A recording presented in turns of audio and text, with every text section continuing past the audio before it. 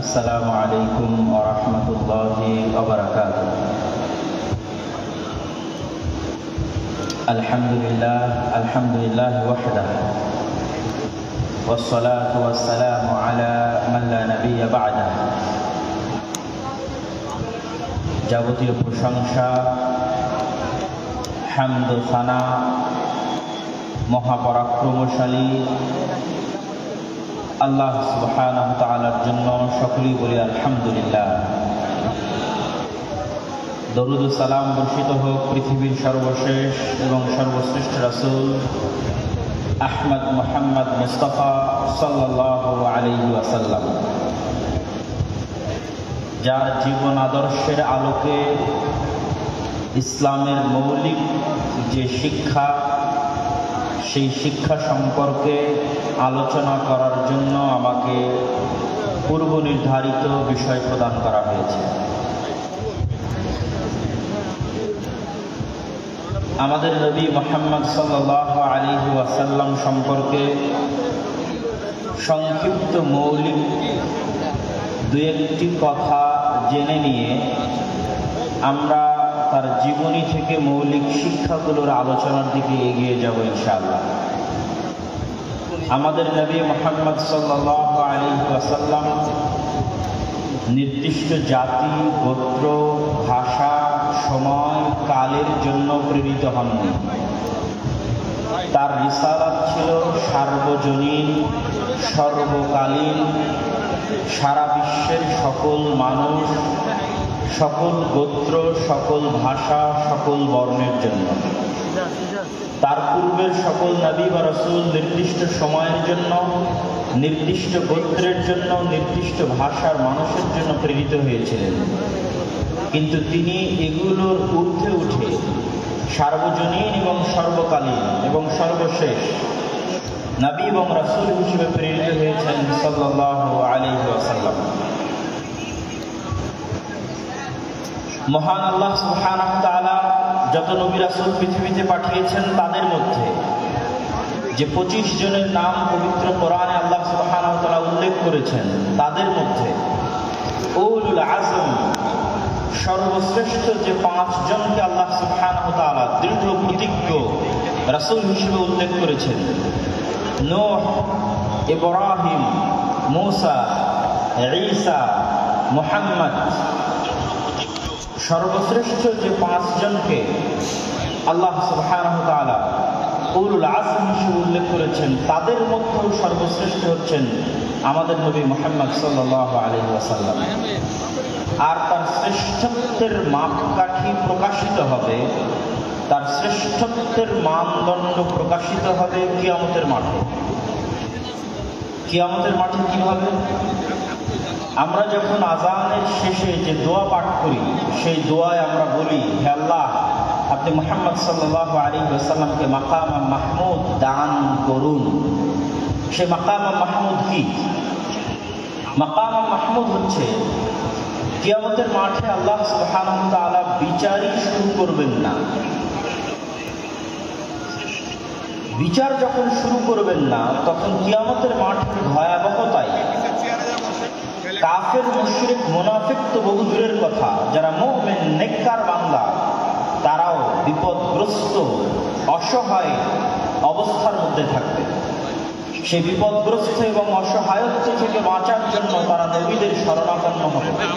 প্রথমে আদম, তারপরে নূহ, তারপরে ইব্রাহিম, তারপরে মূসা, তারপরে ঈসা, এইভাবে যত বড় বড় নবী আছে তাদের কাছে যাবে এবং বলবে, আপনারা আজকে একটু আল্লাহর সাথে কথা বলেন, আল্লাহকে বলেন তিনি যেন দ্রুত বিচার শুরু করেন। মানুষের জান্নাত হোক অথবা জাহান্নাম হোক, বিচার হয়ে যাবে। বিচারের মাঠে ভয়াবহতা এত বেশি থাকবে। তো সেই দিন কোন নবী এবং রাসূল আল্লাহ সুবহানাহু ওয়া তাআলার সঙ্গে কথা বলার সাহস করবেন না। যেমনটি পবিত্র কোরআনে আল্লাহ সুবহানাহু ওয়া তাআলা বলেছেন, মান যাল্লাযী ইয়াশফা'ু ইনদাহু ইল্লা বিইذনিহি, আছে কি কেউ কোনো ক্ষমতাধর, শক্তিশালী, পাওয়ারফুল রাজা, বাদশাহ, প্রধানমন্ত্রী, ব্যবসায়ী, সম্পদশালী, যে সাহস করবে কিয়ামতের মাঠে আল্লাহর সাথে কথা বলার, আল্লাহর অনুমতি ব্যতীত? এমনকি কোনো ক্ষমতাধর, শক্তিশালী, সাহসী, বিত্তশালী, সম্পদশালী মানুষ আছে? এটির চ্যালেঞ্জ আল্লাহ সুবহানাহু ওয়া তাআলা নিজের কোরআন মাজিদে দিয়েছেন আয়াতুল কুরসির মধ্যে। সেই চ্যালেঞ্জের মুখোমুখি হয়ে কোন নবী রাসূল সেই দিন আল্লাহ সুবহানাহু ওয়া তাআলার সামনে কথা বলার সাহস করবেন না। আদম আলাইহিস সালাতু ওয়াস সালাম থেকে নিয়ে শুরু করে সকল নবী রাসূল বলবেন, আজকে আল্লাহ সুবহানাহু ওয়া তাআলা আমার উপর এত রাগান্বিত, আজকে আল্লাহ সুবহানাহু ওয়া তাআলা আমার প্রতি এত ক্ষিপ্ত যে আজকে আমি তার সামনে কথা বলার মতো আমার কোনো সাহস, কোনো শক্তি আমার নাই। এইভাবে ধীরে ধীরে মানুষ চলে যাবে সর্বশেষ নবী মুহাম্মদ সাল্লাল্লাহু আলাইহি ওয়াসাল্লামের সামনে, আর তিনিও আল্লাহর সাথে সরাসরি কথা বলবেন না, বরং তিনি সরাসরি সিজদায় পড়ে যাবেন। কতদিন সিজদায় থাকবেন তা তিনি নিজেও জানেন না। তিনি সিজদায় এমন ভাষায়, এমন বাক্যে আল্লাহর প্রশংসা করবেন যা কোনোদিন দুনিয়াতে করেননি, যা তখন আল্লাহ সুবহানাহু ওয়া তাআলা তাকে শিখিয়ে দিবেন। দীর্ঘ এক সময় অতিক্রম হওয়ার পর, যতক্ষণ আল্লাহ চাইবেন, সেই সময় অতিক্রম হওয়ার পর আল্লাহ বলবেন, ইয়া মুহাম্মাদ ইরফা রাসাক সাল তু'তা ওয়াশফা তুশফা, মুহাম্মদ মাথা উঠাও, চাও দেওয়া হবে, সুপারিশ করো গ্রহণ করা হবে। এই যে কিয়ামতের মাঠে আদম থেকে নিয়ে কিয়ামত পর্যন্ত কোটি কোটি মানুষ এবং জিনের সামনে মুহাম্মদ সাল্লাল্লাহু আলাইহি ওয়াসাল্লামের যে শ্রেষ্ঠত্ব প্রকাশ পাচ্ছে, এই শ্রেষ্ঠত্বকে বলা হয়েছে মাকাম মাহমুদ। আমি মুহাম্মদ সাল্লাল্লাহু আলাইহি ওয়াসাল্লাম সম্পর্কে আমার আলোচনা দীর্ঘায়িত না করে এতটুকু বলেই এই পর্বের আলোচনা শেষ করছি। তিনি পৃথিবীর ইতিহাসে সর্বশেষ নবী এবং রাসূল এবং সর্বশ্রেষ্ঠ মানব, এবং অল্প সময়ের মধ্যে পৃথিবীকে প্রভাবিত করতে পারে এরকম সর্বশ্রেষ্ঠ বিপ্লবের জন্মদাতা। মাত্র 23 বছরে তিনি পৃথিবীতে এমন এক বিপ্লব সৃষ্টি করেছেন যার প্রভাব পৃথিবীর ইতিহাসের সবচেয়ে সুদূর প্রসারী এবং সবচেয়ে প্রভাব বিস্তারকারী বিপ্লব। এবার আমরা চলে যাই রাসূলুল্লাহ সাল্লাল্লাহু আলাইহি ওয়াসাল্লামের জীবনে শিক্ষাগত বা জ্ঞানগত কি মৌলিক শিক্ষা এবং আদর্শ আমাদের জন্য রয়েছে। এই পয়েন্টে যাওয়ার আগে একটু ভূমিকা স্বরূপ আমাকে দুটি কথা বলে নিতে হবে। প্রথমত, আমরা জ্ঞান এবং শিক্ষা বলতে কি বুঝব, মুহাম্মদ সাল্লাল্লাহু আলাইহি ওয়াসাল্লামের এনে দেওয়া জ্ঞান এবং শিক্ষা বলতে কি বুঝব, তা জানার জন্য আমাদের একটু ভূমিকা থাকতেই হবে। আল্লাহ সুবহানাহু ওয়া তাআলা যখন মানুষকে সৃষ্টি করেন, তখন তিনি মানুষের শত্রু সৃষ্টি করেছেন। একটা গেমিং সফটওয়্যার যখন ডেভেলপ করা হয়, তখন সেখানে যেমন নায়ক থাকে তেমনি এনিমি বা শত্রু থাকে। আমরা যখন মাঠে ফুটবল খেলি তখন দুই পক্ষ থাকে, যখন ক্রিকেট খেলি তখন দুই পক্ষ থাকে।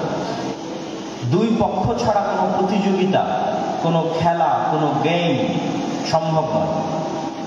আল্লাহ সুবহানাহু ওয়া তাআলা যখন এই পৃথিবী সৃষ্টি করেন বা এই পৃথিবীর সফটওয়্যার ডেভেলপ করেন, তখন তিনি এই পৃথিবীতে যে খেলা, যে গেম, যে প্রতিযোগিতা শুরু করেছেন, তাতে মানুষের শত্রু তৈরি করে দিয়েছেন।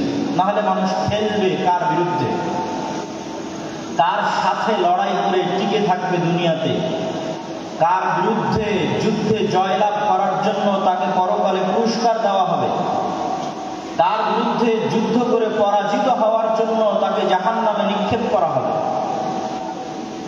গেম এবং খেলা হতে হবে উভয় পক্ষের পক্ষ থেকে, এবং রেফারিকে হতে হবে ন্যায় বিচারক, এবং সকলকে লেভেল প্লেইং ফিল্ড দিতে হবে।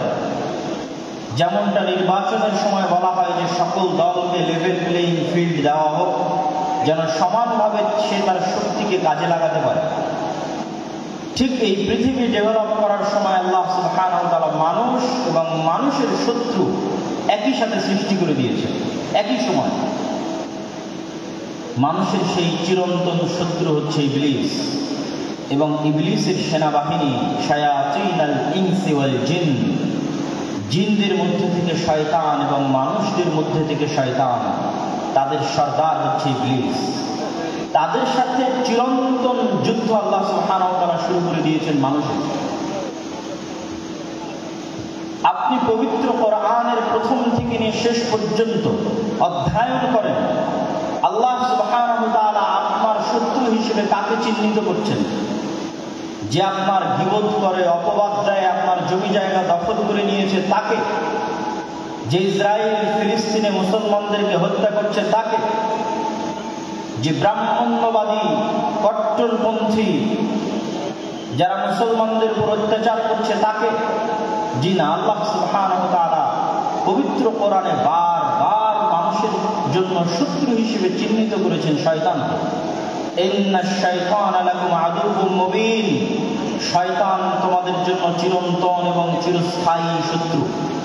এই জন্য আপনি যখন কোরআন তেলাওয়াত করতে যান তখন আল্লাহ সুবহানাহু ওয়া তাআলা আপনাকে শিখিয়ে দিয়েছে যে কোরআন তেলাওয়াতের পূর্বে তুমি বলো আউযু বিল্লাহি মিনাশ শাইতানির রাজীম, যে হে আল্লাহ আমি বিতাড়িত শয়তান থেকে পরিত্রাণ চাচ্ছি। শয়তানের অস্তিত্ব কতটা বাস্তব, শয়তান মানুষের কতটা ভয়ঙ্কর শত্রু, যে কোরআনের তেলাওয়াত পর্যন্ত শুরু হচ্ছে শয়তান থেকে পরিত্রাণ চেয়ে। পবিত্র কোরআনের শুরু থেকে নিয়ে শেষ পর্যন্ত এবং রাসূল সাল্লাল্লাহু আলাইহি ওয়াসাল্লামের হাদিসকে যদি আপনি সামনে রাখেন, রাসূলুল্লাহ সাল্লাল্লাহু আলাইহি ওয়াসাল্লামের জীবনীকে যদি আপনি সামনে রাখেন, প্রতিটি কর্মকে যদি আপনি সামনে রাখেন, তাহলে দেখবেন রাসূল সাল্লাল্লাহু আলাইহি ওয়াসাল্লাম প্রত্যেকটা আদেশ, প্রত্যেকটা নিষেধ, প্রত্যেকটা দোয়া, প্রত্যেকটা জিকির তিনি শয়তানের বিরুদ্ধে দিয়েছেন। রাসূলুল্লাহ সাল্লাল্লাহু আলাইহি ওয়াসাল্লাম আমাদেরকে সালাম দেওয়া শিখিয়েছেন, তার জীবনের একটি শিক্ষা। তো সালাম দেওয়া শিখাতে গিয়ে তিনি আমাদের কি বলেছেন? যদি তোমাদের কেউ বাড়িতে প্রবেশ করার সময় সালাম দেয় তাহলে শয়তান বলে লা মাবিতা লাকুম ওয়ালা আশা লাকুম, এই বাড়িতে তোমাদের থাকার জায়গা নাই, খাওয়ার জায়গা নাই, এই বাড়ি থেকে বের হয়ে যাও।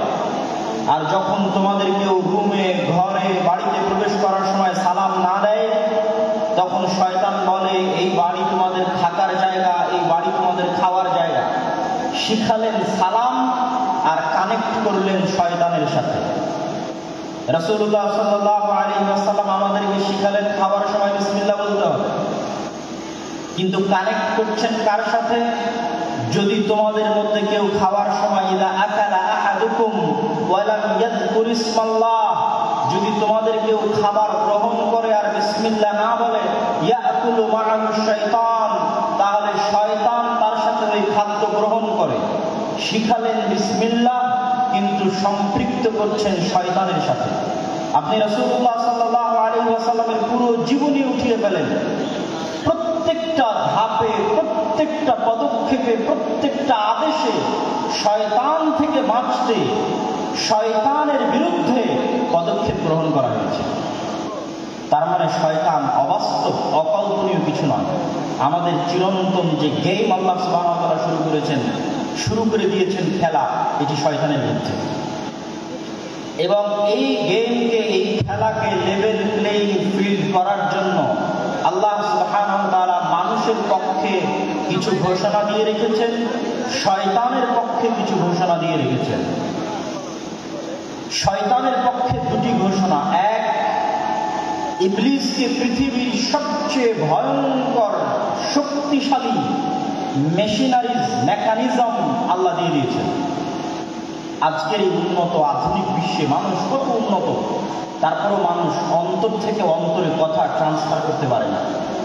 মোবাইলের হোয়াটসঅ্যাপের মেসেজ বলেন, মেসেঞ্জারের মেসেজ বলেন, আজকে আমার আলোচনা বলেন, লাইভ ভিডিও বলেন, প্রত্যেকটাই আমাদের কান দিয়ে শুনতে হয়। আজকে যদি আমি আমার অন্তর থেকে আপনাদের অন্তরে মেসেজ ট্রান্সফার করতে পারতাম, আমাকে চিল্লিয়ে বলা লাগতো না, মেসেজে লেখা লাগতো না যেটা আপনি পড়বেন। কেন লেখা পড়ার দরকার? কেনই বা শোনার দরকার? আমাকে আল্লাহ এই মেকানিজম দিলে আমি এখানে বসে থেকে আপনাদের অন্তরে মেসেজ দিয়ে দিতাম। কিন্তু এই শক্তিশালী পাওয়ারফুল মেকানিজম আল্লাহ কাকে দিয়েছেন? আপনাদের জিজ্ঞেস করছি, কাকে দিয়েছেন? একটু জোরে বলেন তো, কাকে দিয়েছেন? শয়তানকে দিয়েছেন। ইউসবিসু ফি সুদুরিন নাস, মানুষের অন্তরে সরাসরি ডাইরেক্টলি মেসেজ দিতে পারে শয়তান, ওয়াসওয়াসা দিতে পারে শয়তান। মানুষ দ্বিধায় পড়ে যাবে, তার অন্তরে এখন যে কল্পনা চলছে, এই কল্পনা তার না শয়তানের দেওয়া, আমি আপনি কেউ জানি না। আমরা প্রত্যেক সময়ে যে কাজ করার সিদ্ধান্ত নিচ্ছি এবং আমাদের অন্তরে কথা উদিত হচ্ছে, এই প্রত্যেকটা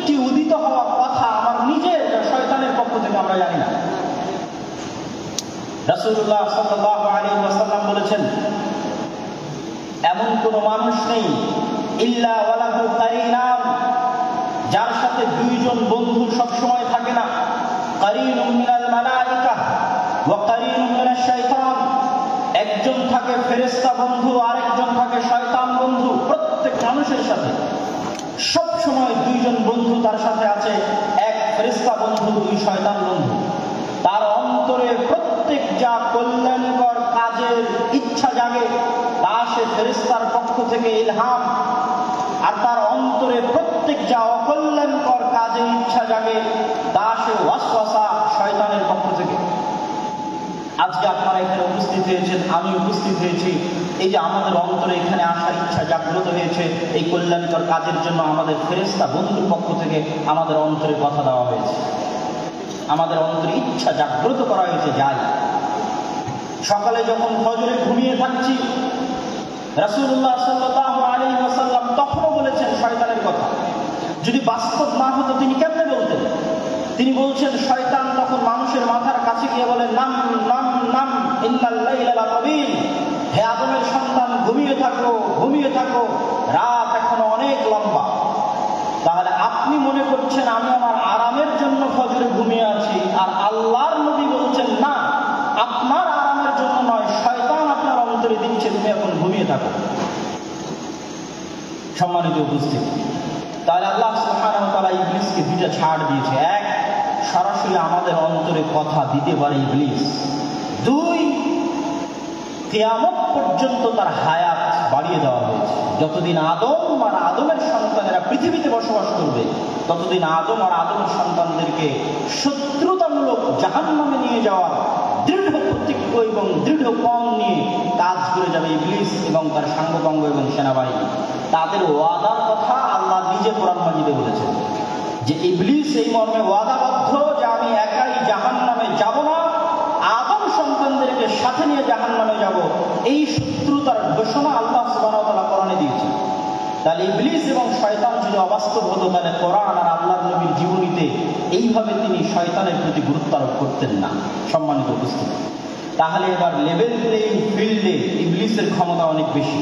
তাহলে আদম সন্তানের জন্য কি থাকলো, আমার এবং আপনার জন্য কি থাকলো? কি দিয়ে আমরা শয়তানের বিরুদ্ধে এই যুদ্ধে বিজয়ী হব? এটি রাসূল সাল্লাল্লাহু আলাইহি ওয়াসাল্লামের জীবনের সবচেয়ে বড় মৌলিক শিক্ষা।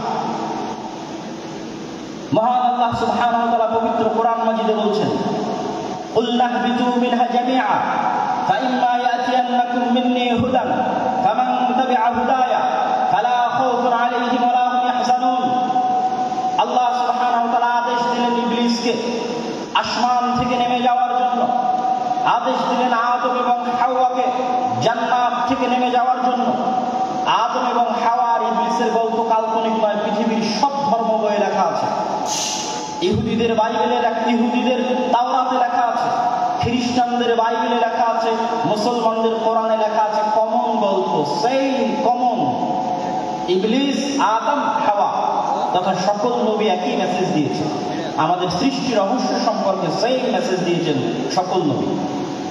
তাহলে আল্লাহ সুবহানাহু ওয়া তাআলা বলছেন, আমি ইবলিসকে বললাম আসমান থেকে নেমে যাও, আদমকে বললাম জান্নাত থেকে নেমে যাও। তারপরে ফাইম্মা ইয়াতিয়ান্নাকুম মিন্নী হুদান ফামান তাবিআ হুদায়া, আজ থেকে ইবলিস আর আদম পরস্পরের শত্রু। ইবলিসকে দিয়ে দিলাম এই ক্ষমতা, আর আদমের জন্য কি দিব? আমার পক্ষ থেকে হেদায়েত যাবে আদমের জন্য। ফাইম্মা ইয়াতিয়ান্নাকুম মিন্নী হুদা, আমার পক্ষ থেকে দিক নির্দেশনা যাবে, গাইডলাইন যাবে, কিভাবে তোমরা শয়তানের বিরুদ্ধে যুদ্ধ করবে, শয়তানের বিরুদ্ধে কিভাবে টিকে থাকবে তার ইনস্ট্রাকশন যাবে। নতুন যখন ফ্রিজ কিনেন, কম্পিউটার কিনেন, যে কোনো মেশিনারিজ কিনেন, তখন গাইডলাইন থাকে, ইনস্ট্রাকশন থাকে। যে কোনো গেম যখন আপনি শুরু করবেন খেলা, গাইডলাইন দেওয়া আছে কিভাবে এই গেমটা আপনি খেলবেন। তো এই পৃথিবীতে আপনি শয়তানের বিরুদ্ধে কিভাবে খেলবেন এবং জিতবেন, হারবেন না, তার দিক নির্দেশনা, গাইডলাইন আল্লাহ পাঠাবে। এটা আল্লাহর ওয়াদা, কোরআনে আল্লাহ বলছেন, ফামান তাবিআ হুদায়া ফালা খাউফুন আলাইহিম ওয়া লা হুম ইয়াহজানুন। আমার পাঠানো এই গাইডলাইন, দিক নির্দেশনা যদি মানুষ মেনে নেয়, তাহলে দুনিয়াতে তাদের জন্য কোনো ভীত সন্ত্রস্ত হওয়ার সুযোগ নেই, আর পরকালে আফসোস করার কোনো সুযোগ নেই। দুনিয়াতে কোনো ভয় নাই, পরকালে কোনো আফসোস নাই। তাহলে ওই গাইডলাইন নবীদের মাধ্যমে আসে কিতাব হিসেবে। ওই গাইডলাইনটা পৌঁছে দেওয়ার জন্য আল্লাহ নবীদের মাধ্যমে কিতাব পাঠান, যার সর্বশেষ কিতাব এবং সর্বশেষ নবী মুহাম্মদ সাল্লাল্লাহু আলাইহি ওয়াসাল্লাম এবং কোরআন। এই জন্য কোরআন আর মুহাম্মদ সাল্লাল্লাহু আলাইহি ওয়াসাল্লামের প্রথম কাজ হচ্ছে মানুষকে শয়তান সম্পর্কে জানানো। শয়তান তোমাদের চিরন্তন শত্রু, জানো এর থেকে বাঁচতে এই করতে হবে। লেভেল প্লেইং ফিল্ড করার জন্য দ্বিতীয় মানুষের জন্য মহান আল্লাহ সুবহানাহু ওয়া তাআলার ঘোষণা। যতই আল্লাহ মানুষের জন্য দিক নির্দেশনা গাইডলাইন পাঠাক, তারপর ইবলিসের ক্ষমতা বেশি। ইবলিস সরাসরি আমার অন্তরে মেসেজ দিতে পারে, আমরা ধোঁকা খেয়ে যাই, মনে করি এটা আমার ইচ্ছা, অতএব চলো আমি এখন গান শুনবো, অতএব চলো এখন অবৈধ রিলেশনশিপে ব্যস্ত হব। যে কোনো অন্যায় কাজ, সে অন্যায় কাজে আমি মনে করি আমার শান্তি, আমার আনন্দের জন্য করছি, কিন্তু আসলে ইবলিস দিচ্ছে। এইটার জ্ঞান কয়জনের কাছে আছে? কয়টা ইউনিভার্সিটি আপনাকে এই জ্ঞান দেবে? কয়টা কলেজ আপনাকে এই জ্ঞান দেবে? পৃথিবীর কোনো পিএইচডি থিসিস, কোনো মাস্টার্সের থিসিস, কোনো সিলেবাসে আপনাকে এই জ্ঞান দেওয়া হবে না যে শয়তান পৃথিবীতে আছে এবং আপনার অন্তরের উপর তার কন্ট্রোল ক্ষমতা আছে। নাই, পৃথিবীতে কেউ আপনাকে এই জ্ঞান দেবে না। পৃথিবীতে যেখানে যাবেন সবাই আপনাকে বলবে তুমি তোমার মন মতো চলো, তোমার মনে যেটা ভালো লাগে সেটা করো। একমাত্র আল্লাহ, কোরআন এবং আল্লাহর নবী বলবে না, ফুল স্টপ। তুমি জানো না কোনটা তোমার ইচ্ছা আর কোনটা শয়তান তোমার অন্তরে দিয়েছে। আর কেন পৃথিবীর মানুষ আপনাকে এটি থেকে সতর্ক করবে না? কেন পৃথিবীর কোনো ইউনিভার্সিটি, কোনো সিলেবাস, কোনো কারিকুলামে বলা নাই যে পৃথিবীতে শয়তান আছে এবং তার থেকে আপনাকে বাঁচতে হবে? শয়তান এইভাবে কাজ করে আর আপনাকে তার বিরুদ্ধে এইভাবে যুদ্ধ করতে হবে, এরকম কোনো গাইডলাইন, কোনো সিলেবাস কেন নাই? এই জন্য যে যখনই মানুষ শয়তান সম্পর্কে সচেতন হবে, অসংখ্য ব্যবসা, অসংখ্য বিজনেস বন্ধ হয়ে যাবে।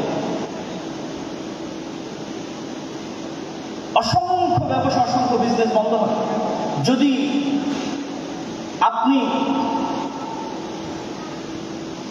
আপনার সাইকোলজিকে ম্যানিপুলেট করতে না পারে। তাহলে যত সামাজিক যোগাযোগ মাধ্যম আছে, যারা মানুষের মনোযোগকে ধরে রাখার জন্য জাস্ট মানুষের সাইকোলজি কিভাবে কাজ করে, কিভাবে মানুষকে ফেসবুক, ইউটিউব, টুইটারে ব্যস্ত রাখা যাবে এর জন্য গবেষণা করে তার ফিচার সাজায়। আপনি যখন নিজের মনের বিরুদ্ধে যুদ্ধ করবেন তখন এগুলো লস প্রজেক্ট, আর যখন আপনি নিজের মন মতো চলবেন তখন এগুলো প্রত্যেকটা প্রজেক্ট লাভজনক। যখন আপনি নিজের মনের বিরুদ্ধে গিয়ে পর্দা করবেন তখন ফ্যাশন ইন্ডাস্ট্রিজ বন্ধ হয়ে যাবে, আর যখন মন মতো চলবেন তখন ফ্যাশন ইন্ডাস্ট্রিজের বিজনেস চলবে। এরকম প্রত্যেকটা ধাপ আছে যা শয়তান ম্যানুফ্যাকচার করে রেখেছে পৃথিবীর মানুষকে ভুলিয়ে রাখার জন্য। এটা আমি বলছি না, আল্লাহ সুবহানাহু ওয়া তাআলা বলছেন, আলহাকুমুত তাকাতুর, হে দুনিয়ার মানুষ, তোমাদেরকে শয়তান দুনিয়ার লোভ লালসা দিয়ে এমন ভাবে ভুলিয়ে রাখবে। কি ভুলিয়ে রাখবে? কি ভুলিয়ে রাখবে? সালাতের কথা? জি না। শয়তান আপনাকে কি ভুলিয়ে রাখবে? সিয়ামের কথা? জি না। শয়তান আপনাকে ভুলিয়ে রাখবে মৃত্যুর কথা। আলহাকুমুত তাকাতুর হাত্তা যুরতুমুল মাকাবির, কবরে না যাওয়া পর্যন্ত আমার এবং আপনার মনে হওয়ার চান্স নাই যে আমি আপনি মারা যেতে পারি।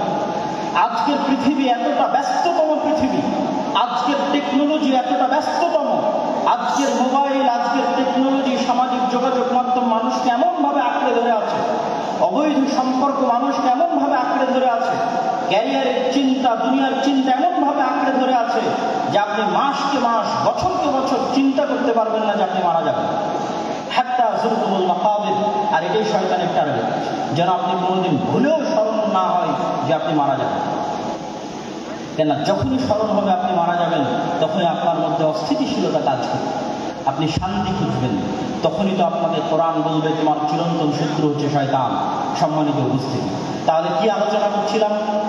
যতই আল্লাহ সুবহানাহু ওয়া তাআলা আমাদের জন্য গাইডলাইন দিক, তারপরেও পাওয়ারফুল ইবলিস আমার অন্তরে মেসেজ দেওয়ার জন্য। তাহলে আমার জন্য ছাড় কোথায়, অফার কোথায়? আল্লাহ সুবহানাহু ওয়া তাআলা এবার আমাদের জন্য ছাড় এবং অফারের ঘোষণা দিচ্ছেন। এটা হচ্ছে ইসলামের আরেকটি বড় মৌলিক মূলনীতি। সেটি কি? শয়তান মানুষকে গাইডলাইন থাকার পরও ওয়াসওয়াসা দেওয়ার মাধ্যমে পথভ্রষ্ট করত, যত গুনাহ করাবে, যত গুনাহ করাবে, যত ভয়ঙ্কর থেকে শিরকের মতো গুনাহ হোক, হত্যার মতো গুনাহ হোক, জেনা ব্যভিচারের মতো গুনাহ হোক, যত বেশি পরিমাণে গুনাহ হোক না কেন, আসমান জমিন ভর্তি গুনাহ হোক না কেন, আল্লাহ সুবহানাহু ওয়া তাআলার পক্ষ থেকে মানুষের জন্য অফার, শয়তানের বিরুদ্ধে যাওয়ার জন্য, শয়তানকে পরাজিত করার জন্য, যে এত বিশাল লম্বা গুনাহের পরেও মানুষ যদি অনুশোচিত হয়ে আল্লাহ সুবহানাহু ওয়া তাআলাকে বলে, হে আল্লাহ আমার ভুল হয়ে গেছে, আপনি আমাকে ক্ষমা করে দিন, তাহলে মানুষের কে গুনাহ করার জন্য শয়তান যা চেষ্টা করেছে, যা পরিশ্রম করেছে, সকল চেষ্টা সকল পরিশ্রমকে পণ্ড করে দিয়ে আল্লাহ সুবহানাহু ওয়া তাআলা মানুষকে ক্ষমা করে দিবেন। বলেন আল্লাহু আকবার। এই একটা অফার দিয়ে মানুষ জান্নাতে চলে যাবে। কিন্তু মানুষকে ক্ষমা তো চাইতে হবে। ইসলামে এমন কোনো গুনাহ নাই যে গুনাহের ক্ষমার রাস্তা আল্লাহ সুবহানাহু ওয়া তাআলা দেন। ইসলামে ক্ষমার অযোগ্য কোনো অপরাধ নাই। হ্যাঁ, তবে শ্বাস থাকা পর্যন্ত আপনি মৃত্যুবরণ করলেন কিয়ামতের মাঠে, তখন শুধু একটা গুনাহ ক্ষমা হবে না, সেটা শিরক। যা আমি আসবো, যে ইসলামের সবচেয়ে বড় মৌলিক শিক্ষার একটি হচ্ছে তাওহীদ এবং শিরক না করা, আসবো ইনশাআল্লাহ ধীরে ধীরে। তাহলে জীবদ্দশায় যতক্ষণ নিঃশ্বাস আছে ততক্ষণ এমন কোনো অপরাধ নাই যেই অপরাধ ক্ষমার অযোগ্য আল্লাহর দরবারে। প্রত্যেকটা অপরাধ ক্ষমার যোগ্য হতে মানুষকে ক্ষমা চাইতে হবে। যদি মানুষের সাথে সম্পৃক্ত অপরাধ হয় তো মানুষের কাছে ক্ষমা চাইবে। যদি মানুষের হক মেরে নেওয়া সংক্রান্ত অপরাধ হয় তো মানুষের হক আদায় করে দিবে। যদি আল্লাহর সাথে সম্পৃক্ত গুনাহ হয় তো আল্লাহর কাছে ক্ষমা চেয়ে নিবে। এই ক্ষমা চাওয়ার মাধ্যমে সেই ইবলিসকে পরাজিত করবে।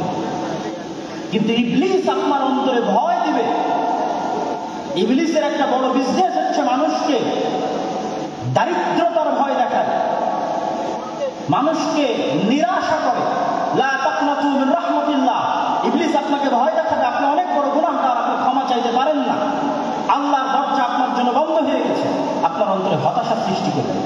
এটাই শয়তানের বিরুদ্ধে যুদ্ধ, যে ইসলামে কোনো হতাশা নাই। আপনি গুনাহগার যত বড়ই হন না কেন, আল্লাহ সুবহানাহু ওয়া তাআলার কাছে ক্ষমা চাইলে আল্লাহ ক্ষমা করে দিবেন। এবং ইসলামের দারিদ্রতারও কোনো ভয় নাই। সেই পয়েন্টগুলো তো আমি আসবো ইনশাআল্লাহ। তাহলে শয়তানের এই আলোচনা থেকে এতটুকু কি পরিষ্কার হলো যে নবী এবং রাসূলকে পাঠানো হয়েছে, কোরআনকে পাঠানো হয়েছে মানুষকে একটা গাইডলাইন দেওয়ার জন্য, শয়তানের বিরুদ্ধে যুদ্ধ করার জন্য।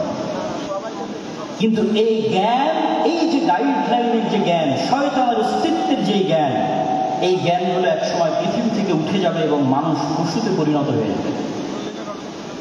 রাসূলুল্লাহ সাল্লাল্লাহু আলাইহি ওয়াসাল্লাম বলছেন, ইন্নাল্লাহা লা ইয়াকবিদুল ইলমা ইনতিজাআন ইয়ানতাজিউহু মিনাল ইবাদ ওয়ালাকিন ইয়াকবিদুল ইলমা বিকবদিল উলামা। আল্লাহ সুবহানাহু ওয়া তাআলা জ্ঞানকে ছিনিয়ে নেন না। আল্লাহ সুবহানাহু ওয়া তাআলা জ্ঞানকে ছিনিয়ে নেন না, বরং আল্লাহ সুবহানাহু ওয়া তাআলা জ্ঞানকে উঠিয়ে নেন আলেমদের মৃত্যুর মাধ্যমে। জ্ঞান উঠে যাবে। রাসূলুল্লাহ সাল্লাল্লাহু আলাইহি ওয়াসাল্লাম আরেক হাদিসে বলেছেন, ইউরফাউল ইলম ওয়া ইউনজালুল জাহল। জ্ঞান উঠে যাবে, মূর্খতা বর্ষণ করা হবে পৃথিবীতে। মূর্খতা বৃষ্টির মতো বর্ষিত হবে, আর জ্ঞান উঠে যাবে। আজকে যেহেতু আমাকে ইসলামের জ্ঞান কেন্দ্রিক মূলনীতি আলোচনা করতে বলা হয়েছে, তাহলে আপনাদের কাছে আমার প্রশ্ন, আমরা তো দিন দিন জ্ঞানের জগতে, ঊর্ধ্ব জগতে এগিয়ে যাচ্ছি, জ্ঞান এবং বিজ্ঞানের শীর্ষে আরোহণ করছি। সেখানে আল্লাহর নবী বলছেন জ্ঞান উঠে যাবে এবং মূর্খতা বর্ষিত হবে। তাহলে আমি এবং আপনি জানি না যে প্রকৃত জ্ঞান কোনটা, যে জ্ঞান আমাদের ইউনিভার্সিটি, আমাদের কলেজের সিলেবাসের মধ্যেই নাই। সেই জ্ঞানের আলোচনায় আজকে আমরা করছি। এই জ্ঞানটা উঠে যাবে। শয়তানের অস্তিত্বের জ্ঞান, শয়তানের সাথে যুদ্ধ করার জ্ঞান, শয়তানকে পরাজিত করার জ্ঞান, শয়তানের সাথে যুদ্ধ করে জিতে থাকার জ্ঞান পৃথিবী থেকে উঠে যাবে। তখন মানুষ ধীরে ধীরে পশুতে পরিণত হবে। আমরা এবং আপনারা স্বাভাবিক মানবিকতা বোধ হারিয়ে পশুতে পরিণত হব। সম্মানিত উপস্থিতি, এখন আসি আমরা শয়তানকে পরাজিত করব কিভাবে। রাসূলুল্লাহ সাল্লাল্লাহু আলাইহি ওয়াসাল্লাম তার জীবনী থেকে কি এমন শিক্ষা আমাদেরকে দিয়ে গেছেন যার মাধ্যমে আমরা শয়তানকে পরাজিত করতে পারি। রাসূলুল্লাহ সাল্লাল্লাহু আলাইহি ওয়াসাল্লাম ওই হাদিসটি যখন বললেন যে প্রত্যেক মানুষের সাথে দুইজন বন্ধু আছে, একজন শয়তান, একজন ফেরেশতা। তখন এক সাহাবী আল্লাহর নবীকে জিজ্ঞেস করছে, আল্লাহর নবী, আপনার সাথেও কি শয়তান বন্ধু আছে? এটি খুবই আশ্চর্যজনক একটি হাদিস। এখান থেকে আমাদের আজকের আলোচনা শুরু হবে। তখন রাসূলুল্লাহ সাল্লাল্লাহু আলাইহি ওয়াসাল্লাম বলছেন, হ্যাঁ, আমার সাথেও শয়তান আছে, তবে আমার শয়তান ইসলাম গ্রহণ করেছে, বা শাব্দিক অর্থ বললে আত্মসমর্পণ করেছে, সারেন্ডার করেছে। ইসলাম শব্দের শাব্দিক অর্থ কিন্তু আত্মসমর্পণ করা, সারেন্ডার করা। তাহলে আল্লাহর নবীর সাথে শয়তান আছে, কিন্তু তার শয়তান আত্মসমর্পণ করেছে, সারেন্ডার করেছে। এখন প্রশ্ন, আমাদের সাথে যে শয়তান আছে সে কিভাবে আত্মসমর্পণ করবে, সে কিভাবে সারেন্ডার করবে? শাহ ওলিউল্লাহ মুহাদ্দিস দেহলভী তার হুজ্জাতুল্লাহিল বালিগার মধ্যে লিখছেন, এই হাদিসকে সামনে রেখে তিনি আলোচনা করছেন যে মানুষের অন্তরে সবসময় দুটো গ্রুপের লড়াই চলে, রূহে রাব্বানী আর নফসে শয়তান। মানুষের যে রূহের জগতে ছিল, সেই রূহ আল্লাহকে মানার ওয়াদা করেই পৃথিবীতে এসেছে। তাহলে প্রত্যেকটা মানুষ জন্মগতভাবে মুসলিম। আর এক হাদিসে রাসূল সাল্লাল্লাহু আলাইহি ওয়াসাল্লাম স্পষ্ট করেছেন যে প্রত্যেক মানুষ জন্মগতভাবে মুসলিম। তাহলে রূহে রাব্বানী, যেই রূহে রাব্বানীর মাধ্যমে ফেরেশতা ইলহাম দেয় আপনার অন্তরে ভালো কাজে, আর নফসে শয়তানি, যার মাধ্যমে শয়তান ওয়াসওয়াসা দেয় মন্দ কাজে, এই দুটোর যুদ্ধ সবসময় চলতে থাকে। এখন মানুষ তার স্বভাব চরিত্র দিয়ে, তার কাজ দিয়ে কোনটাকে তার অন্তরে বিজয়ী করবে আর কোনটাকে তার অন্তরে পরাজিত করবে, সেটির সিদ্ধান্ত মানুষের। একটা হচ্ছে রূহে রাব্বানী, যার মাধ্যমে ফেরেশতা কাজ করে, নফসে শয়তানি, যার মাধ্যমে শয়তান কাজ করে। আপনি যদি নফসে শয়তানিকে পরাজিত করতে চান, তাহলে ফেরেশতাকে জিততে দিতে হবে। ফেরেশতাকে জিততে দেন, অটোমেটিক শয়তান আপনার অন্তরে সংকুচিত হয়ে যাবে, পরাজিত হয়ে যাবে। ফেরেশতাকে জিততে দিবেন কিভাবে? আপনাকে আরেকটা ইসলামের মৌলিক শিক্ষা বলে যাই। সবসময় দেখবেন রাসূল সাল্লাল্লাহু আলাইহি ওয়াসাল্লাম, আল্লাহ সুবহানাহু ওয়া তাআলা ফেরেশতা আর শয়তানকে পরস্পরের মুখোমুখি করে দাঁড় করিয়েছে। লা তাদখুলুল মালাইকাতু ফী বাইতিন, ওই বাড়িতে রহমতের ফেরেশতা প্রবেশ করে না যেই বাড়িতে ছবি মূর্তি আছে, যেই বাড়িতে কুকুর আছে। তাহলে কি দাঁড়ালো? ফেরেশতারা কি সবসময়, ফেরেশতারা হচ্ছে লা ইয়ামাসসুহু ইল্লাল মুতাহহারুন, ফেরেশতারা সবসময় পবিত্র থাকে। তাহলে কি দাঁড়ালো? ফেরেশতা ছবি মূর্তি পছন্দ করে না, ফেরেশতা কুকুর পছন্দ করে না, ফেরেশতা সবসময় পবিত্র থাকে। আর এক হাদিসে রাসূল সাল্লাল্লাহু আলাইহি ওয়াসাল্লাম বলছেন, মা মিন মাওদি'i শিবরিন, আসমানের এমন কোন এক বিঘত জায়গাও খালি নাই, ইল্লা, যেই জায়গায় এমন কোনো ফেরেশতা নাই যে হয় সিজদারত আছে, না হয় রুকুরত আছে, না হয় আল্লাহ সুবহানাহু ওয়া তাআলার তাসবিহ এবং তাহলিল পাঠরত আছে।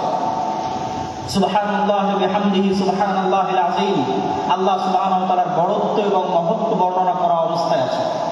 তাহলে সারমর্ম দাঁড়াচ্ছে, আপনি যদি ফেরেশতাকে জিততে দিতে চান, তাহলে ফেরেশতার স্বভাব আপনার মধ্যে বেশি বেশি নিয়ে আসতে হবে।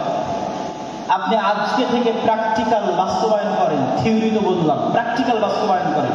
আপনি এখন থেকে উঠে গিয়ে কোনো সময় অপবিত্র হবেন না, কেননা ফেরেশতা অপবিত্র নয়, পবিত্র। যখনই আপনার ওযু ভাঙবে তখনই ওযু করবেন, যখনই ফরজ গোসল হবে তখনই গোসল করবেন, তথা আপনি সবসময় পবিত্র থাকতেছেন। মানে আপনার অন্তরে আপনি রূহে রাব্বানী, ফেরেশতা শক্তিকে বিজয়ী হওয়ার সুযোগ করে দিচ্ছেন। আর আপনার অন্তরে অটোমেটিক শয়তান তখন সংকুচিত হয়ে যাবে, পলাতক এবং পরাজিত হয়ে যাবে। ওই যে আল্লাহর নবী বলল, আমার শয়তান আত্মসমর্পণ করেছে, আপনার শয়তান আত্মসমর্পণ করবে। আপনি ছবি মূর্তি থেকে দূরে সরে যান, আপনি তাসবিহ এবং তাহলিল পাঠ করেন, জিকির এবং আযকার করেন, এগুলো ফেরেশতার স্বভাব। তখন আপনার অন্তরে রূহে রাব্বানী বিজয়ী হবে। আর যদি আপনি মনে করেন আপনি আপনার অন্তরে ফেরেশতাকেই পরাজিত করবেন আর শয়তানকে বিজয়ী করবেন, তাহলে বেশি খেতে হবে, বেশি ঘুমাতে হবে, বেশি অপবিত্র থাকতে হবে। এই জন্য যারা শয়তানের গোলাম হয়, যারা শয়তানের দাস হয়, প্রকৃত অর্থে যারা শয়তানের ইবাদত করে, তাদের ইনস্ট্রাকশনের মধ্যে দেওয়া থাকে তাকে অপবিত্র থাকতে হবে। টানা 40 দিন গোসল ওযু কিছুই করা যাবে না। যেখানে পেশাব পায়খানা করবে ওখানেই খাদ্য গ্রহণ করতে হবে। যাতে মানুষকে তার মানুষত্বের জায়গা থেকে নিচে নামানো যায়। মানুষকে আল্লাহ সর্বশ্রেষ্ঠ সৃষ্টি হিসেবে সৃষ্টি করেছে। মানুষকে তার মনুষ্যত্বের জায়গা থেকে নিচে নামানোর জন্যই LGBTQ। ফেরাউন মানুষত্বের জায়গা থেকে নিচে নামিয়ে কেন? ফেরাউন পুরুষ ছিল, অহংকারের কারণে কাফের হয়ে গেছে, কিন্তু আর মনুষ্যত্বের জায়গা থেকে নিচে নামে। নমরুদ কাফের ছিল, মুশরিক ছিল। আবু জাহাল, আবু লাহাব কাফের মুশরিক ছিল, কিন্তু মানুষ ছিল। মানুষত্বের জায়গা থেকে, পৌরুষত্বের জায়গা থেকে নিচে নামে। কিন্তু শয়তান আমাকে এবং আপনাকে চায়, বর্তমান পৃথিবী চায়, বর্তমান পৃথিবীর গ্লোবাল সিস্টেম চায় যে মানুষ তো শয়তানের শিক্ষা, শয়তান সম্পর্কে জানুক, এটা তো বহু দূরের কথা। মানুষ যেন শয়তানের গোলাম হতে হতে তার স্বাভাবিক যে চাল চরিত্র আছে সেটি থেকেও যেন নিচে নেমে যায়। এই জন্য আপনাকে যেমন অপবিত্র থাকার প্রতি শয়তান উৎসাহিত করবে, ঠিক তেমনই আপনি পুরুষ আছেন অথচ আপনাকে কল্পনা করতে বলা হবে যেন আপনি নারীর মতো কল্পনা করেন। এটি আপনাকে স্বাভাবিক মানুষ থেকে নিচে নামিয়ে দিবে, ফেরাউনের চেয়ে জঘন্য করে দিবে, আবু লাহাব, আবু জাহালের চেয়ে জঘন্য করে দিবে। তখন আপনি শয়তানের পরিপূর্ণরূপে গোলাম হয়ে যাবেন। সম্মানিত উপস্থিতি, তাহলে আমরা আলোচনা করছিলাম যে রাসূলুল্লাহ সাল্লাল্লাহু আলাইহি ওয়াসাল্লাম আমাদেরকে শয়তান থেকে বাঁচার জন্য কি করতে হবে? আমার অন্তরে, আমিও পারবো আমার অন্তরে নফসে শয়তানিকে আত্মসমর্পণ করাতে, আমার রূহে রব্বানী ফেরেশতা স্বভাবের সামনে। আর আমি যদি চাই আমি শয়তানকে বিজয় করতে পারবো আমার অন্তরে, তখন আমি পরিপূর্ণরূপে শয়তানের গোলাম হয়ে যাব। ইসলামের শিক্ষার সারমর্ম এটি যে আপনাকে শয়তানের বিরুদ্ধে যুদ্ধ করতে হবে। এবং শয়তানের বিরুদ্ধে যুদ্ধ করতে গিয়ে ইসলামের মৌলিক শিক্ষাগুলোর যদি আমি সারমর্ম করি, তার একটি বড় শিক্ষা হচ্ছে তাওহীদ, আরেকটি বড় শিক্ষা হচ্ছে সালাত। তাওহীদ এবং সালাত কিভাবে শয়তানের বিরুদ্ধে যুদ্ধ করে আপনাকে আমি দেখাই। তাওহীদ হচ্ছে ইসলামের মৌলিক বিশ্বাস, যা প্রচার করতে পৃথিবীতে সব নবী রাসূল এসেছে, যা প্রচার করতে কোরআন এসেছে, যা প্রচার করতে মুহাম্মদ সাল্লাল্লাহু আলাইহি ওয়াসাল্লাম এসেছেন। সেটি কি? আমার এবং আপনার অন্তরে এককভাবে, অদ্বিতীয়ভাবে শুধুমাত্র একটি সত্তারই জায়গা হবে, তিনি হচ্ছেন আল্লাহ সুবহানাহু ওয়া তাআলা। তিনি রব হিসেবে একক, ইলাহ হিসেবে একক এবং অদ্বিতীয়, নাম এবং গুণাবলীতে একক এবং অদ্বিতীয়।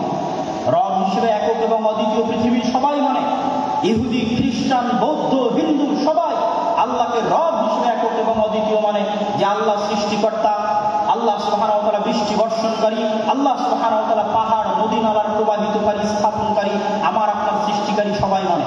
কিন্তু আল্লাহ সুবহানাহু ওয়া তাআলাকে ইলাহ হিসেবে একক এবং অদ্বিতীয় কেউ মানে না, মুসলমানও মানে না। বহু মুসলিম আল্লাহকে রব হিসেবে একক এবং অদ্বিতীয় স্বীকার করলেও ইলাহ হিসেবে মানে না।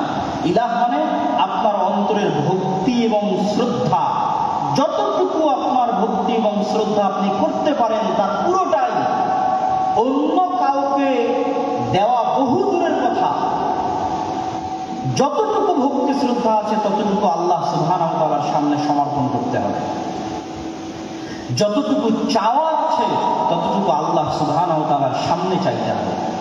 আপনি যদি আপনার অন্তরে আল্লাহর অস্তিত্ব ব্যতীত আর কোনো কিছুকে, ইট পাথরের কোনো খাম্বার সম্মানও যদি আপনার অন্তরে থাকে, ইট পাথরের তৈরি কোনো খাম্বার সম্মানও যদি আপনার অন্তরে থাকে, তাহলে আপনি আল্লাহর সামনে, আল্লাহর উলুহিয়াতের সামনে পরিপূর্ণ আত্মসমর্পণ করছেন না। সামগ্রিক বিধানদাতা হিসেবে আল্লাহ সুবহানাহু ওয়া তাআলার সামনে যদি আপনার আত্মসমর্পণ না থাকে,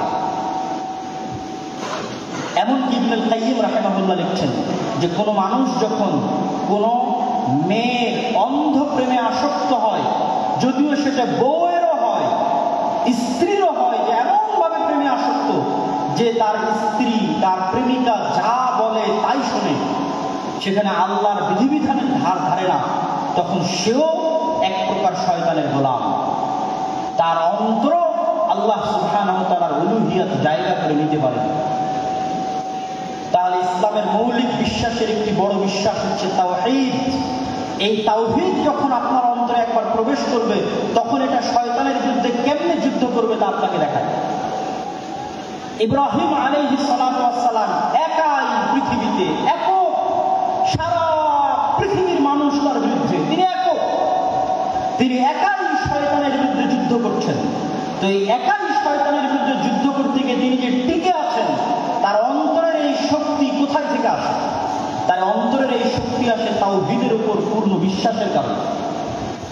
যেই মুমিন 100-তে 100 শতভাগ তাওহীদে বিশ্বাসী, সে পারমাণবিক বোমার চাইতেও শক্তিশালী। ইব্রাহিমের মতো, ইব্রাহিমকে আগুনে নিক্ষেপ করে দেওয়া হয়েছে, কিন্তু তার বিশ্বাস থেকে তিনি টলেননি। তার কনফিডেন্স লেভেল কোন পর্যায়ে থাকতে পারে, আত্মবিশ্বাস কোন শীর্ষ চূড়ায় থাকতে পারে যে তাকে আগুনে নিক্ষেপ করলেও তিনি টলেননি। আমাদেরকে কি করা হয়? তাওহীদের প্রতি বিশ্বাস দুর্বল করো তো আমাদেরকে হেজিটেশনে ফেলে দেওয়া হয়, দ্বিধায় ফেলে দেওয়া হয়। নতুন প্রজন্ম দিন মানতে পারে না কেন? হেজিটেটেড থাকে, ফ্রাস্ট্রেশনে থাকে, হতাশায় থাকে, দ্বিধায় থাকে। আমি যদি দাড়ি রাখি মানুষ কি বলবে? আমি যদি সালাত আদায় করি সমাজ কি বলবে? আমি যদি শুধু এই চাকরি ছেড়ে দিই তাহলে খাবো কি? এই যে প্রত্যেক পয়েন্টে হেজিটেশন, এগুলো আসে কেন? তাওহীদের প্রতি বিশ্বাস দুর্বল থাকার কারণে।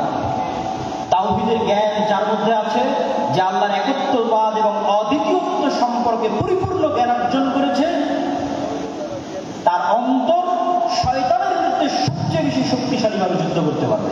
তার অন্তর সবচেয়ে কনফিডেন্ট থাকবে তার দ্বীনের উপর, তার বিশ্বাসের উপর। আজকের পৃথিবীতে ইহুদিরা ভ্রান্তির উপরও আমাদের চেয়ে বেশি কনফিডেন্ট,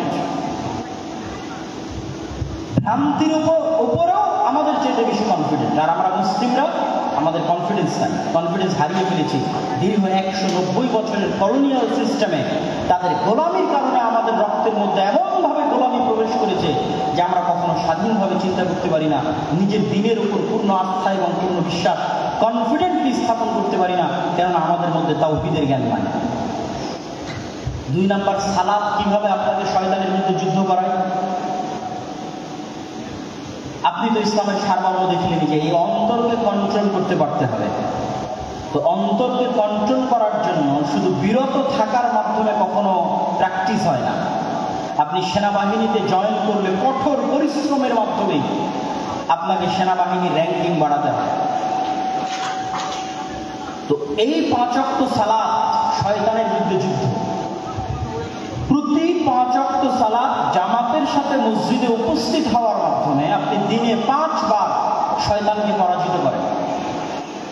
এই জন্য রাসূলুল্লাহ সাল্লাল্লাহু আলাইহি ওয়াসাল্লাম বলেছেন, যে ব্যক্তি টানা 40 দিন মসজিদে এসে তাকবীরে তাহরিমার সাথে সালাত আদায় করল, সে মুনাফিকি থেকে মুক্তি পেয়ে গেল, জাহান্নামের আগুন থেকে মুক্তি পেয়ে গেল। কেন?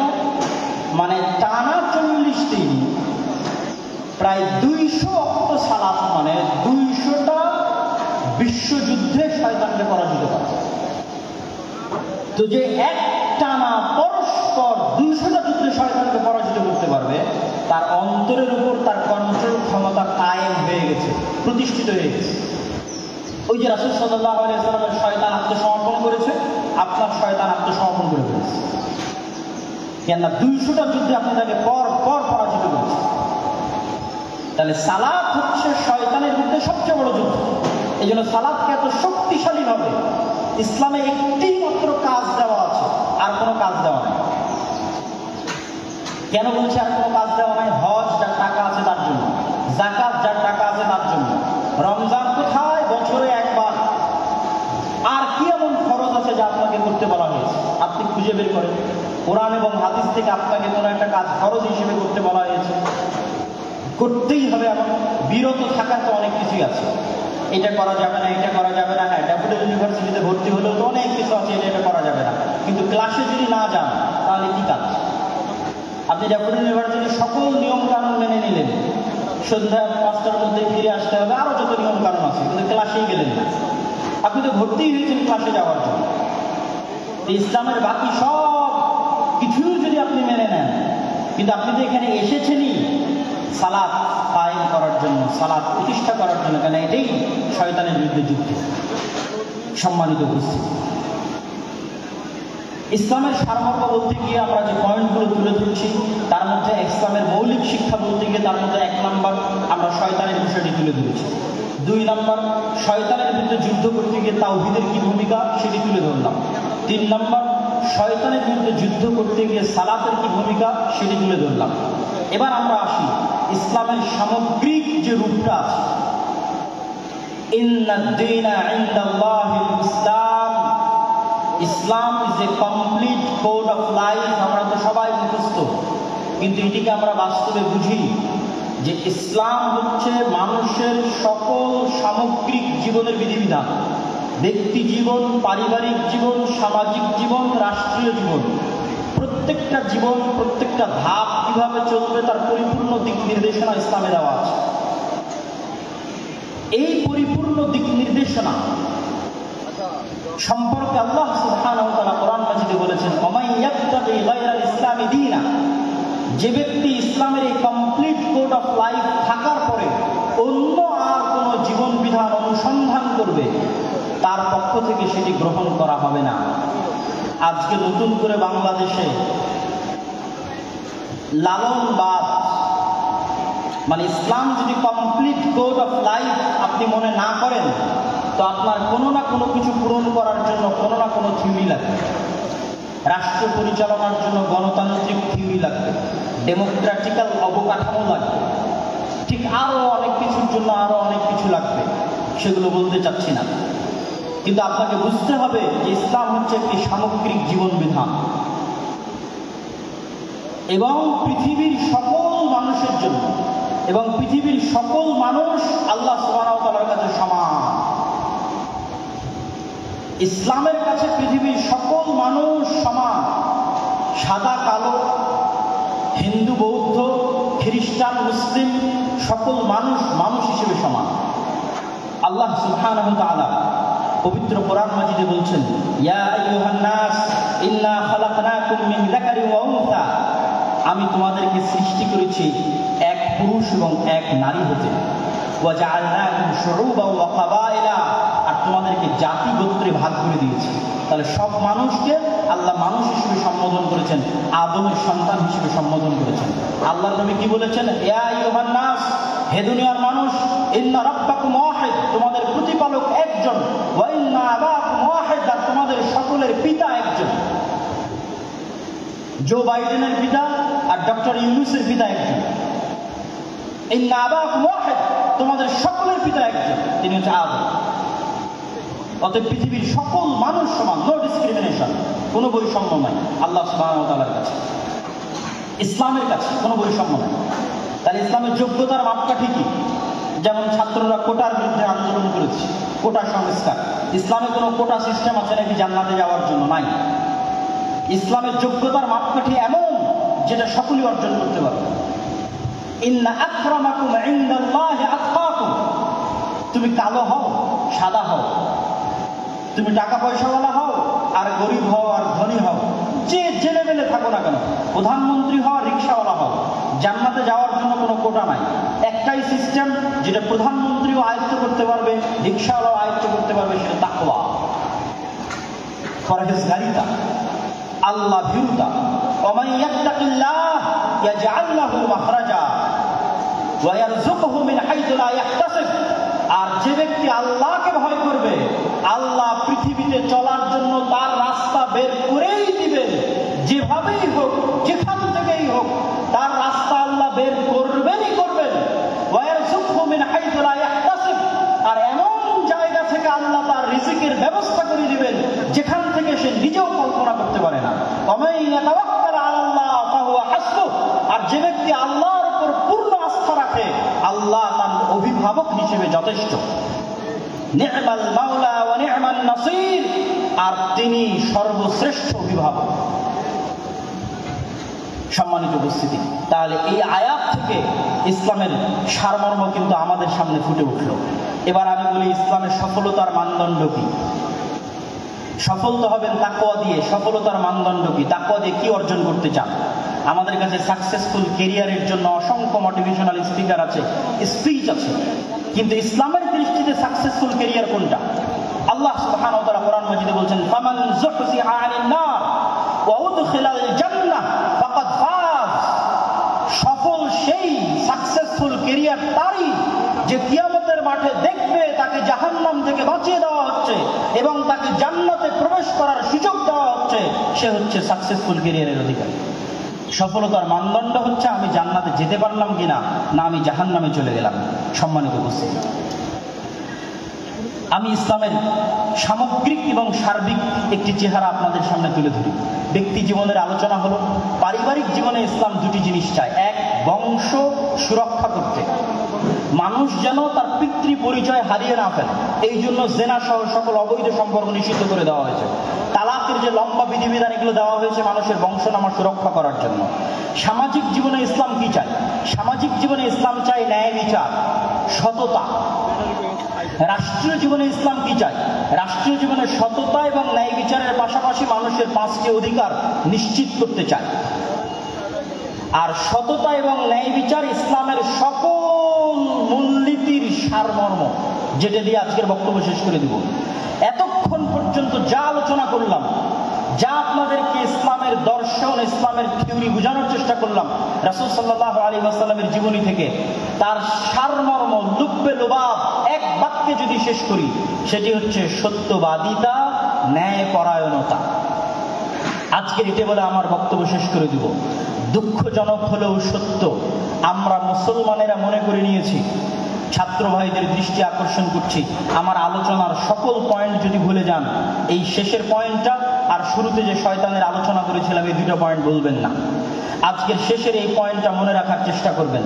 আমাদের মধ্যে অনেকেই মনে করে আমি বাংলাদেশে ইসলাম কায়েম করে ফেলবো। কিভাবে ইসলাম কায়েম করবেন? সবাই যদি নামাজি হয়ে যায় ইসলাম কায়েম হয়ে গেল, সবাই যদি পর্দা করে ইসলাম কায়েম হয়ে গেল। জি না,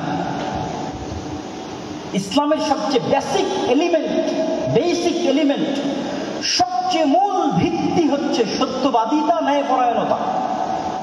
বাইতুল মুকাররমের মধ্যে নামাজি মানুষ মারামারি করতেছে, বাইতুল মুকাররমের মধ্যে যার দাড়ি আছে, টুপি আছে, পাঞ্জাবি আছে, সে মারামারি করতেছে। তার মানে কি? তার মানে সে ইসলামের বেসিক এলিমেন্ট সম্পর্কে জানে না। সে মনে করেছে ইসলাম মানে সালাত, সে মনে করেছে ইসলাম মানে হজ, সে মনে করেছে ইসলাম মানে পর্দা। কিন্তু ইসলাম মানে আগে ন্যায়পরায়ণতা, আগে সত্যবাদিতা। মুহাম্মদ সাল্লাল্লাহু আলাইহি ওয়াসাল্লাম সালাত শিখেছেন 40 বছর পরে, সূরা ফাতিহা শিখেছেন 40 বছর পরে। আর উনি জন্মগত সত্যবাদী এবং ন্যায়পরায়ণ, তথা 40 বছর যাবৎ যেই গুণ তিনি জন্মগত বহন করেছেন নবী হওয়ার আগেও, সেটি হচ্ছে তিনি সত্য বলতেন, কোনোদিন মিথ্যা বলেননি। 2, তিনি সৎ এবং ন্যায়পরায়ণ, কোনোদিন মানুষের প্রতি অন্যায় করেননি। পৃথিবীতে আল্লাহ যত নবী রাসূল পাঠিয়েছেন, প্রত্যেক নবী রাসূলকে নবী হওয়ার আগে এই দুটি মৌলিক গুণাবলীর অধিকারী হতে হয়েছে। এক, সত্য কথা বলতে হবে, ন্যায়পরায়ণ হতে হবে। কেন? এই গুণটা আল্লাহ সত্যবাদী, আল্লাহ ন্যায়পরায়ণ। আল্লাহ বলে দিয়েছেন, তিনি কিয়ামতের মাঠে বলেনি কোটার ভিত্তিতে বিচার হবে না, আর কোনো কিছুর ভিত্তিতে বিচার হবে না, উনি ন্যায়পরায়ণ। তিনি বলেছেন, ইন্নী হারামতু যুলমা আলাইয়া, আমি আল্লাহ আমার উপর অত্যাচার করাকে হারাম করে নিয়েছি। এই যে পৃথিবী সৃষ্টি করে দিলাম, গেম ওপেন করে দিলাম, সফটওয়্যার ডেভেলপ করে দিলাম, এখন এখানে প্লাস আর মাইনাস পয়েন্ট বাড়তে থাকবে, কমতে থাকবে। মনে করেন শেয়ার বাজার যে মেরে নিয়ে গেছে ওর হয়েছে প্লাস প্লাস প্লাস, আর যার মেরে নিয়েছে ওর হয়েছে মাইনাস মাইনাস মাইনাস। এখন কিয়ামতের মাঠে আল্লাহ যদি এই প্লাস মাইনাসকে ক্যান্সেল করে জিরো না বানাতে পারেন, তাহলে আল্লাহ নন, নাউজুবিল্লাহ। এটা তার দাবি যে তিনি ন্যায়পরায়ণ। মানে পৃথিবীতে যা অন্যায় সংঘটিত হয়েছে, মানুষের সাথে তো বহু দূরের কথা, পশুর সাথেও যা অন্যায় সংঘটিত হয়েছে তা তিনি মিটমাট করে দিয়ে পৃথিবীর রেজাল্ট করবেন জিরো। পৃথিবী যখন শুরু হয়েছিল তখন জিরো, আর পৃথিবীতে মানুষ যা অন্যায়, অনাচার, মারামারি, কাটাকাটি, ঢাকা বিশ্ববিদ্যালয়ে একজনকে অন্যায়ভাবে হত্যা করা হলো, ওই বিষয়ে রাসূল সাল্লাল্লাহু আলাইহি ওয়াসাল্লামের একটা হাদিস শুনেন। রাসূল সাল্লাল্লাহু আলাইহি ওয়াসাল্লাম বলছেন, লাবিজতামাআল ইনসু ওয়াল জিন, সারা পৃথিবীর সব মানুষ আর সারা পৃথিবীর সব জিন মিলে যদি একজন নিরপরাধ মানুষকে হত্যা করে, তাহলে আল্লাহ সুবহানাহু ওয়া তাআলা সারা পৃথিবীর সব মানুষ আর সব জিনকে জাহান্নামে নিক্ষেপ করতে 2 বারও ভাববেন না, চুল পরিমাণও চিন্তা করবেন না। এটাই তার ন্যায়পরায়ণতার মাপকাঠি, তিনি ন্যায়পরায়ণ। তাহলে ইসলামের মূল শিক্ষা কি? ইসলামের মূল সারমর্ম কি? সত্যবাদী হওয়া, ন্যায়পরায়ণ হওয়া। গত 15 বছর যে ফ্যাসিজম প্রতিষ্ঠিত ছিল, এই ফ্যাসিজমে হাজারো নামাজি, হাজি, দরবেশ, সে মনে করেছে সালাত ইসলাম, কিন্তু সে তার দায়িত্বে ন্যায়পরায়ণ নয়। সে যে একজন ওসি হিসেবে সে ন্যায়পরায়ণ দায়িত্ব পালন করেনি। ডিসি, সচিব হিসেবে, এসপি হিসেবে, এসিল্যান্ড, সাব রেজিস্ট্রার তার পদের সাথে আমানতের খেয়ানত করেছে। অর্থাৎ সে ইসলাম বুঝে না। সে যতই সালাত আদায় করুক, যতই সিয়াম পালন করুক, সে বুঝে না ইসলাম কি। রাসূল সাল্লাল্লাহু আলাইহি ওয়াসাল্লাম বলেছেন, সাবআতু ইউদিল্লুহুমুল্লাহ ইয়াওমা লা যিল্লা ইল্লা যিল্লুহ। 7 শ্রেণীর মানুষকে আল্লাহ কঠিন কিয়ামতের মাঠে বিশেষ ছায়া দিবেন। তার 1 নাম্বার, আলেম নয়, হুজুর নয়, তাহাজ্জুদ গুজার নয়, পর্দাশীলা নয়, ইমামুল আদিল, যে তার দায়িত্বে ন্যায়পরায়ণ প্রিন্সিপাল, ওসি, ডিসি, প্রধানমন্ত্রী, প্রধান উপদেষ্টা, ন্যায়পরায়ণ সমন্বয়ক জান্নাতে যাবে। আরেকজন তাহাজ্জুদ গুজারের পূর্বে, আরেকজন সালাত আদায়কারীর পূর্বে। ন্যায়পরায়ণতা হচ্ছে ইসলামের সবচেয়ে বড় মাপকাঠি। অতএব ছাত্র ভাইদের উদ্দেশ্যে আমার উদাত্ত আহ্বান থাকবে, আমার উদাত্ত ডাক থাকবে যে ইসলামের সকল শিক্ষা যদি আমরা ভুলে যাই, এই দুটো মৌলিক শিক্ষার উপর যদি আমরা একটা প্রজন্ম তৈরি করতে পারি। ফ্যাসিজম টিকে ছিল কিভাবে? তাদেরকে অন্যায়, তাদের মেরুদণ্ড সোজা নয়, তারা অন্যায় করেছে। আপনি সারা বাংলাদেশে মেরুদণ্ড সোজাওয়ালা সৎ ন্যায়পরায়ণ ওসিডিসি এসপি দেন, ক্ষমতায় যে আসুক না কেন দেশ সুন্দর চলবে। তো এসিডিসি এসপি কারা হবে? আপনারাই হবে। আপনারা শিখেন ইসলামের মূল শিক্ষা, সৎ এবং ন্যায়পরায়ণ হওয়া, এবং টাকার কাছে, কোন চাপের কাছে মাথা নত না করা। এটাই শয়তানের বিরুদ্ধে যুদ্ধ। সম্মানিত উপস্থিতি, বক্তব্যের বিষয় ছিল অনেক কঠিন। আমি হয়তো পুরো বিষয়টার উপর আপনাদেরকে ইসলামের পুরো সারমর্ম বা সামারি হয়তো আপনাদের সামনে পরিপূর্ণরূপে তুলে ধরতে পারলাম না। তারপরে যতটুকু চেষ্টা করেছি, তুলে ধরার চেষ্টা করেছি। আল্লাহ সুবহানাহু ওয়া তাআলা আমাদের সকলকে আল্লাহ সুবহানাহু ওয়া তাআলার এই একমাত্র মনোনীত দ্বীনের উপর টিকে থাকার এবং এই দ্বীনের উপর মৃত্যুবরণ করার এবং যেটা প্রকৃত সফলতার মানদণ্ড, সেই জান্নাতে প্রবেশ করার তৌফিক দান করুক। আল্লাহুম্মা আমিন। ওয়া আখিরু দাওয়ানা আলহামদুলিল্লাহি রাব্বিল আলামিন। আসসালামু আলাইকুম ওয়া রাহমাতুল্লাহি ওয়া বারাকাতুহু।